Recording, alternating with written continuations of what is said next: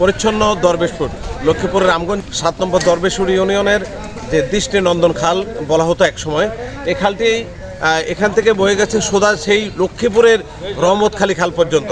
আমরা এখন রয়েছি যে দৃষ্টিনন্দন খালের যে অংশ, যেটা রামগঞ্জ হাজীগঞ্জ বীরেন্দ্র খালে একীভূত হয়েছে, সেই সাথে এই খালটির দক্ষিণ যে অংশ, সেই অংশটি সোজা চলে গেছে লক্ষ্মীপুরের রহমতখালী খালে।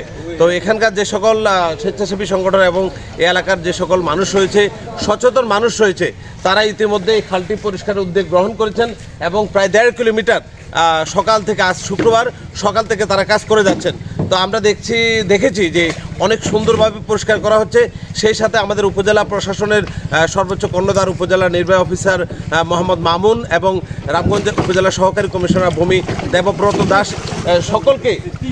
সকলকে আন্তরিকভাবে এই যার এলাকার যে সকল খাল রয়েছে সেই সকল খাল পরিষ্কারে আন্তরিকভাবে আহ্বান জানিয়েছেন। আমরাও সকলের প্রতি উদাত্ত অনুরোধ করছি, আপনারা সবাই যেন এই ধরনের যে সকল খাল রয়েছে, ছোট ছোট খাল রয়েছে, আপনারা নিজ উদ্যোগে পরিষ্কার করে ফেলুন।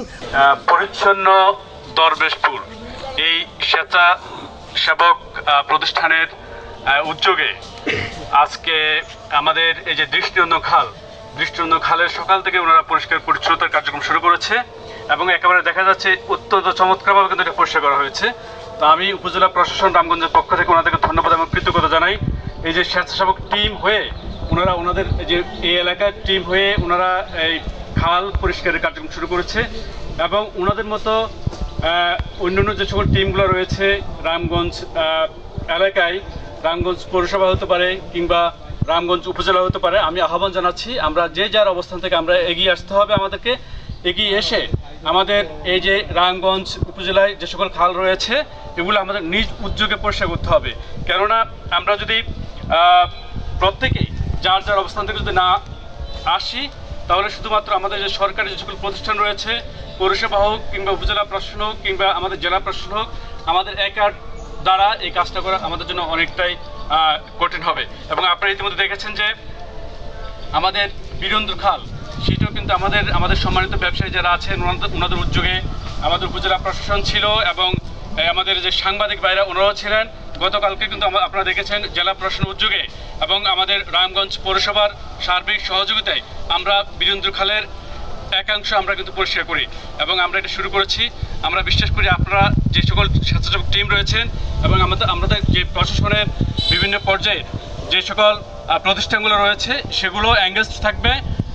কারণ আপনারা জানেন যে এই ইতিপূর্বে বা সম্প্রতি যে রামগঞ্জে যে বন্যা হয়েছে, আপনারা দেখেছেন একেবারে প্রত্যেকটা অঞ্চল প্লাবিত হয়েছে এবং আমরা দেখেছি এখানে প্রায় প্রতিটি বাড়ি কিন্তু এখনও কিন্তু জলাবদ্ধতার মধ্যে আছে এবং যদি এই অবস্থা থাকে তাহলে আমাদের কৃষি উৎপাদন থেকে শুরু করে আমাদের যে মানুষের যে দুর্ভোগ, এই দুর্ভোগগুলো বৃদ্ধি পাবে। আমরা দেখেছি আমাদের দ্বারা অনেক সময় বিভিন্ন ধরনের খাল কিন্তু ব্লক হয়ে থাকে, আমরা ময়লা ফেলে কিন্তু এই খালটাকে ব্লক করে দিচ্ছি এবং সেই সাথে আমরা খালের উপরে বিভিন্ন ধরনের দোকান থেকে শুরু করে বিভিন্ন ধরনের ব্যবসা প্রতিষ্ঠান আমরা গড়ে তুলছি এবং অনেকেই কিন্তু দখলও করে ফেলছি। তো এই ধরনের কাজগুলো আপনারা যাতে না করেন আমি আপনাদেরকে আহ্বান জানাচ্ছি। আর বাকি যে বড় বড় খাল রয়েছে সেটা উপজেলা প্রশাসনের যে সকল কর্মকর্তা রয়েছেন তারা জেলা প্রশাসনের সাথে কথা বলে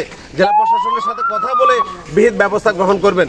ধন্যবাদ সকলকে এবং ধন্যবাদ এই এলাকার যে সকল স্বেচ্ছাসেবী সংগঠন আজকের এই আয়োজনটা করেছেন এবং আমাদেরকে আমাদের রামগঞ্জ উপজেলার যে নির্বাহী অফিসার মহোদয় আছে, সহকারী কমিশনার আছে, ওনাদেরকেও এই এলাকার পাশের পক্ষ থেকে আন্তরিক ধন্যবাদ জানিয়েছেন।